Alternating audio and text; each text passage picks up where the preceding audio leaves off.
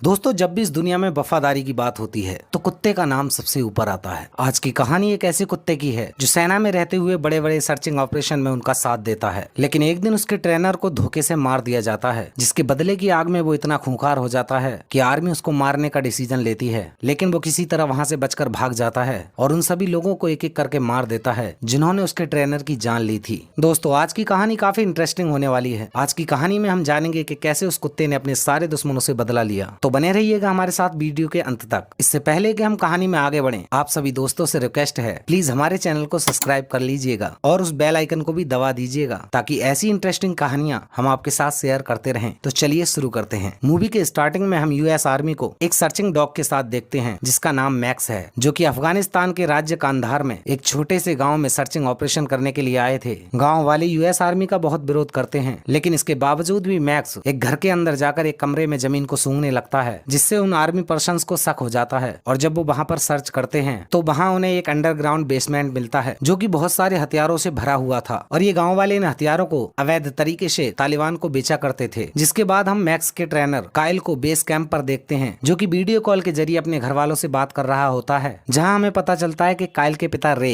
एक retired army officer हैं। तभी काइल को उसके सीनियर अपने ऑफिस में बुलाते हैं। वो उसे बताते हैं कि हमने जो हथियार गाँव से पकड़े थे उनकी संख्या बहुत कम है और उन्हें लगता है कि ये हथियार उनके ही लोग चोरी कर रहे हैं। काइल को अपने दोस्त टाइलर पर शक होता है, लेकिन वो उससे कुछ नहीं कहता। और जब वो दोनों अगले दिन पेट्रोलिंग पर होते हैं तो काइल टाइलर से कहता है कि मुझे पता है कि तुमने ही वो हथियार चुराए हैं और तुम ही उन हथियारों को तालिबान को स्मगलिंग करते हो, लेकिन तुम्हें ऐसा नहीं करना चाहिए। लेकिन टाइलर काइल से माफी मांगने के बजाय उससे कहता है कि तुम्हें अपने मिशन पर ध्यान देना चाहिए। और तभी मैक्स को ये एहसास होता है कि आगे खतरा है और वो वहीं पर रुक जाता है, लेकिन काइल उसे आगे बढ़ने का ऑर्डर देता है। और जैसे ही मैक्स आगे कदम बढ़ाता है, एक जोरदार धमाका होता है। काइल तुरंत अपने कुत्ते को बचाने के लिए उसकी तरफ दौड़ता है और साथ ही टाइलर को कवर फायर देने को बोलता है, लेकिन टाइलर उसे जानबूझकर अकेला छोड़ देता है और खुद एक सेफ जगह जाकर छिप जाता है। और इस तरह से इस गोलीबारी में काइल की मौत हो जाती है। और जब ये खबर काइल के घर वालों को पता चलती है तो वे एकदम से टूट जाते हैं। और इसके बाद अगले दिन जब सभी लोग काइल के अंतिम संस्कार के लिए प्रे कर रहे थे तो वहाँ उसके कुत्ते मैक्स को भी लाया जाता है। मैक्स के लिए काइल ही सब कुछ था, लेकिन अब वो मर चुका है और अब वो बिल्कुल अकेला हो गया है। और मैक्स शांति से उसके ताबूत के पास जाकर बैठ जाता है। और जब सेरेमनी खत्म होने के बाद आर्मी वाले मैक्स को अपने साथ आर्मी बेस ले जाने की कोशिश करते हैं, मैक्स उनकी बात न मानते हुए उनकी तरफ भौंकने लगता है और जस्टिन को देखकर शांत हो जाता है। दरअसल जस्टिन का चेहरा उसके भाई काइल से मिलता था, इसलिए मैक्स कहीं न कहीं उसे काइल समझ रहा होता है। लेकिन जस्टिन को कुत्ते बिल्कुल भी पसंद नहीं थे और वो मैक्स को इग्नोर करते हुए मैक्स को आर्मी बैन तक ले जाने में उनकी हेल्प करता है। और इस तरह से वो मैक्स को आर्मी बेस ले जाने में कामयाब हो जाते हैं। और अगले दिन जब जस्टिन को अपने भाई की याद आ रही होती है तो वो उसके कमरे में जाकर उदास हो जाता है। उसके पिता रे वहाँ पर आते हैं और वो जस्टिन को समझाने की कोशिश करते हैं, लेकिन जस्टिन का मानना था कि उसके पिता के कारण ही उसके भाई की मौत हो गई, क्योंकि वे चाहते थे कि उनका बेटा आर्मी ज्वाइन करे। इसके साथ ही दोनों में बहस हो जाती है। तभी उसकी माँ पामेला वहाँ आती है। वो उन्हें बताती है कि आर्मी वालों ने मैक्स को मारने का डिसीजन लिया है और वे सभी बिना टाइम वेस्ट किए डॉग शेल्टर जाते हैं, जहाँ एक आर्मी पर्सन उन्हें बताता है कि काइल की मौत से मैक्स को सदमा लगा है और वो अब किसी भी तेज आवाज को सुनकर हिंसक हो जाता है, जिस कारण अब उसे कंट्रोल करना नामुमकिन है और इसलिए उन्होंने अब इसे मारने का फैसला किया है। लेकिन जब जस्टिन उसके पास जाता है तो वो बिल्कुल शांत होकर बैठ जाता है और जब जस्टिन उसे अपने ऑर्डर फॉलो करने के लिए कहता है तो वो बिल्कुल वैसा ही करता है। जस्टिन और मैक्स के इस फ्रेंडली बिहेवियर को देखकर उसके पेरेंट उसे एडॉप्ट करने का फैसला करते हैं। और जब भी लोग मैक्स को लेकर घर आते हैं तो रे उसे घर से बाहर गार्डन में बांधने का फैसला करता है, क्योंकि मैक्स का बिहेवियर बहुत ही खतरनाक होता है, इसलिए वो ऐसा करने पर मजबूर होते हैं। लेकिन रात को मैक्स को हमेशा काइल के साथ सोने की आदत थी, इसलिए वो रात भर भौंकता रहता है, जिससे परिवार के साथ साथ उनके पड़ोसी भी उसकी आवाज से परेशान हो गए थे। और जब जस्टिन उसके पास आता है तो वो बिल्कुल शांत हो जाता है, लेकिन जैसे ही जस्टिन वापस जाने के लिए मुड़ता है वो दोबारा भौंकने लगता है, इसलिए जस्टिन वहीं घास पर उसके पास सो जाता है और मैक्स एक वफादार कुत्ते की तरह पूरी रात उसकी रखवाली करता है। और जब अगले दिन जस्टिन जागता है तो वह अपने दोस्त जॉय से मिलने के लिए जाता है, जहाँ वो जॉय की एक कजिन सिस्टर कार्मेन से भी मिलता है, जिसे डॉग बहुत ज्यादा पसंद थे। और जब उसे पता चलता है कि जस्टिन के पास एक आर्मी डॉग है तो वो जस्टिन से कहती है कि अगर तुम चाहो मैं तुम्हारे घर आकर मैक्स को कंट्रोल करने के तुम्हें कुछ टिप्स दे सकती हूँ। जब कुछ समय बाद जॉय और कार्मेन वहाँ आते हैं, कार्मेन जस्टिन को कुछ ट्रिक्स बताती है कि किस तरह कुत्ते के पास जाकर उसे कंट्रोल करते हैं। और कुछ ही घंटों की ट्रेनिंग के बाद जस्टिन ने मैक्स को ऐसा कंट्रोल किया कि कुछ ही देर बाद वो उसके गले की जंजीर भी खोल देता है। और जब जस्टिन की माँ पामेला ये देखती है तो वो कार्मेन को उनके साथ आकर डिनर करने के लिए कहती है। वहीं जब रात में सब लोग डिनर कर रहे होते हैं तो मैक्स अग्रेसिव होकर जोर जोर से भौंकने लगता है। टाइलर को दरवाजे पर देखते हैं पामेला और रे अपने बेटे के सबसे अच्छे दोस्त को देखकर बहुत खुश होते हैं। रे के पूछने पर टाइलर बताता है कि वो एक लड़ाई में घायल हो गया था, इसलिए वो कुछ दिनों की छुट्टी पर आया हुआ है। और जब वो कुछ समय बाद टाइलर को मैक्स के पास ले जाते हैं तो मैक्स टाइलर को देखकर जोर जोर से भौंकने लगता है, यहाँ तक कि वो चैन को तोड़कर टाइलर पर हमला कर देता है। लेकिन जस्टिन और कार्मेन उसे सही समय पर रोक लेते हैं। मैक्स को देखकर ऐसा लग रहा था कि वो अभी तक काइल की मौत को भूल नहीं पाया है और वो टाइलर से उसकी मौत का बदला लेना चाहता है। अगले दिन जस्टिन मैक्स को लेकर अपने दोस्तों के पास जाता है और वो सभी वहाँ बहुत मजे करते हैं। और इसके बाद जब जस्टिन घर आता है तो पार्क में रखे पिंजरे को देखकर हैरान हो जाता है। जस्टिन के पूछने पर उसकी माँ पामेला उसे बताती है कि ये तुम्हारे पिता ने मंगवाया है, क्योंकि वो नहीं चाहते कि मैक्स दोबारा किसी पर हमला करे, जैसा उसने पिछली रात टाइलर पर किया था। उसी रात जस्टिन मैक्स को पिंजरे में बंद करके अपने पूरे परिवार के साथ परेड देखने आया है। परेड खत्म होने के बाद आतिशबाजी भी होती है और जस्टिन को वहाँ मैक्स की याद आने लगती है। और जब वो घर आता है तो वो देखता है कि मैक्स पटाखों की आवाज से काफी ज्यादा डर गया है। ये देखकर जस्टिन उसे पिंजरे से बाहर निकालने की कोशिश करता है, लेकिन मैक्स अपनी जगह से 1 इंच भी नहीं हिलता। आखिरकार जस्टिन उसे शांत करने के लिए खुद ही पिंजरे में जाकर बैठ जाता है। अगले दिन जब टाइलर रे से मिलता है तो वो उससे पूछता है कि क्या मैं तुम्हारे गैराज को यूज कर सकता हूँ। रे उसकी बात मान जाता है और वो उसे अपना वेयर हाउस यूज करने की परमिशन दे देता है। और इसके बाद रे के पूछने पर टाइलर उसे झूठ बताता है कि उसकी बेटे की मौत मैक्स के कारण हुई थी, क्योंकि मैक्स काइल का ऑर्डर न मानते हुए भी डेंजर जोन में भाग गया था और जब काइल उसे बचाने वहां गया तो वो गोलीबारी में मारा गया। उसकी बात सुनकर मानो रे गुस्से से आग बबूला हो गया हो और वो घर जाकर अपनी बंदूक तुरंत मैक्स पर तान देता है। लेकिन इससे पहले कि रे उस पर गोली चलाता, जस्टिन आकर उसे रोक देता है, क्योंकि जस्टिन को लगता है कि मैक्स ऐसा नहीं कर सकता। और इस बात का पता लगाने के लिए अगले दिन वो डॉग शेल्टर जाता है, जहां जाकर वो सार्जेंट से मिलता है। सार्जेंट उसे बताते हैं कि मैंने अपनी पूरी लाइफ में मैक्स के जैसा समझदार कुत्ता नहीं देखा और वो गलती से भी काइल को नुकसान नहीं पहुंचा सकता। इसके साथ ही जस्टिन को पता चलता है कि टाइलर को चोट के कारण नहीं बल्कि सेना से गद्दारी करने के जुर्म में हमेशा के लिए सस्पेंड कर दिया गया है। सार्जेंट उसे मैक्स की ट्रेनिंग के समय का एक डीवीडी कैसेट भी उसे देता है। जब घर आकर उसने वो डीवीडी रिकॉर्ड प्ले किया तो वो देखता है कि मैक्स काइल के साथ बहुत ही फ्रेंडली है। तभी एक दिन जस्टिन अपने फ्रेंड के साथ जंगल में घूम रहा था तो वो टाइलर को इटालियन गैंगस्टर के साथ देखकर चौंक जाता है और वो सभी गैंगस्टर टाइलर से हथियार खरीद रहे थे। दरअसल ये वही हथियार होते हैं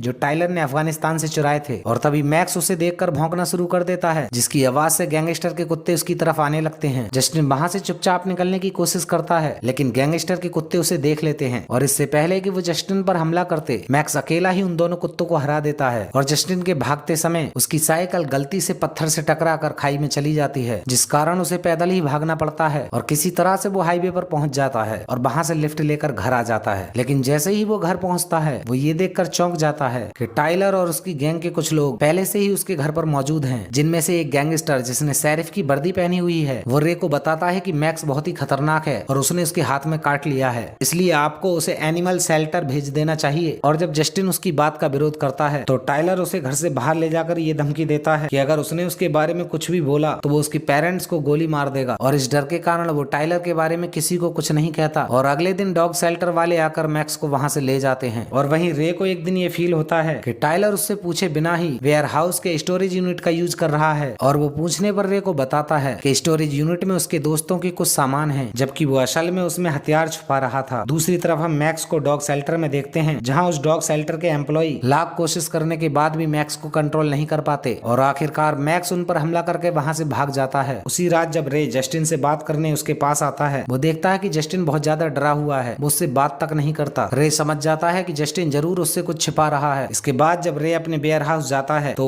वहाँ टाइलर को देखता है, जहाँ वो अपने दोस्त स्टैक के साथ मिलकर इलीगल हथियारों की स्मगलिंग कर रहा था। इससे पहले कि रे उसे कुछ कहता, टाइलर का दोस्त रे पर गन तान देता है और इस तरह से वे लोग रे को किडनैप कर लेते हैं। दूसरी तरफ पामेला को रे का एक वॉइस मैसेज मिलता है, जिसमें रे उसे कहता है कि वो आज रात हंटिंग हाउस में रुकेगा, जबकि रे के पास कोई भी हंटिंग हाउस नहीं था। तभी मैक्स वहां आ जाता है, जिसे देखकर जस्टिन और पामेला बहुत खुश होते हैं। जिसके बाद जस्टिन मैक्स को लेकर अपने दोस्त जॉय के पास जाता है, जहां वो जॉय और कार्मेन को बताता है कि उसे शक है कि टाइलर ने उसके पापा को किडनैप कर लिया है। और इस तरह से वे सभी रे को ढूंढने निकल पड़ते हैं। और जब वो वेयर हाउस पहुंचते हैं तो वो देखते हैं कि स्टोरेज यूनिट का ताला टूटा हुआ है, लेकिन रात भर ढूंढने के बावजूद भी उन्हें रे का कोई पता नहीं लगता। और तभी जस्टिन टाइलर को उसके दोस्त के साथ कुछ गैंगस्टर से डील करते हुए देखता है, जहां टाइलर ने रे को अपनी गाड़ी में बंद कर रखा था। कार्मेन तुरंत अपनी साइकिल लेकर पुलिस को स्मगलिंग के बारे में सूचना देने जाती है, जबकि वे दोनों वहीं पर रुककर उस पर नजर रखते हैं। लेकिन गैंगस्टर के कुत्तों को उन दोनों की मौजूदगी का एहसास हो जाता है और वो उन्हें पकड़ने के लिए उनकी तरफ आते हैं। इस बार भी पिछली बार की तरह मैक्स अकेला ही उन दोनों कुत्तों को को हरा देता है। इसलिए उन दोनों को पकड़ने टाइलर अपने दोस्तों के साथ उनके पीछे जाता है और मौका देखकर रे स्टैक पर हमला करके खुद को छुड़ा लेता है। और तभी जस्टिन और मैक्स भी वहां पहुंच जाते हैं। जस्टिन को देखकर रे बहुत इमोशनल हो जाता है और उसे गले लगा लेता है, लेकिन खतरा भी पूरी तरह से टला नहीं था। इसलिए वो दोनों प्लान बनाते हैं कि हम दोनों को अलग अलग रास्तों पर जाना होगा, जिससे टाइलर कंफ्यूज हो जाए। और जब स्टैक को होश आता है तो वो गाड़ी लेकर उन दोनों को ढूंढने के लिए निकल पड़ता है, जहाँ उसकी नजर रे पर पड़ती है। लेकिन इससे पहले कि वो रे को गाड़ी से कुचलता, इससे पहले ही रे उस पर गोलियां चला देता है। इससे गाड़ी डिसबैलेंस होकर एक खाई में जाकर धमाके के साथ फट जाती है। वहीं दूसरी ओर टाइलर जस्टिन को पकड़ने में कामयाब हो जाता है और वो जस्टिन पर बहुत ज्यादा गुस्सा था, क्योंकि जस्टिन के कारण ही उसकी ये डील कैंसिल हो गई थी। लेकिन इससे पहले वो जस्टिन को गोली मारता मैक्स वहां आकर टाइलर पर हमला कर देता है, जिससे वो दोनों उस ब्रिज से नीचे गहरी खाई में गिर जाते हैं और इसके साथ ही टाइलर की मौत हो जाती है। तभी कारमेन भी पुलिस को अपने साथ लेकर वहां पहुंच जाती है, जो बाकी के बचे टाइलर के दोस्तों को पकड़ लेते हैं। इसके बाद हम जस्टिन को मैक्स के साथ काइल की कब्र पर देखते हैं, जहां वो काइल को मैक्स जैसा वफादार कुत्ता देने के लिए धन्यवाद बोलता है। पहली बार वो काइल को सैल्यूट करता है और इसके बाद वो जब घर पहुंचता है तो वो देखता है कि मैक्स का पिंजरा उसके घर से गायब है। जस्टिन के पूछने पर उसका पिता रे उसे बताता है कि मैक्स को अब उस पिंजरे की जरूरत नहीं है और वो अब हमारे साथ परिवार के एक मेंबर की तरह इस घर में रहेगा। और इसी के साथ इस मूवी का यहीं पर एंड हो जाता है। आपको ये मूवी कैसी लगी हमें कमेंट करके जरूर बताइएगा।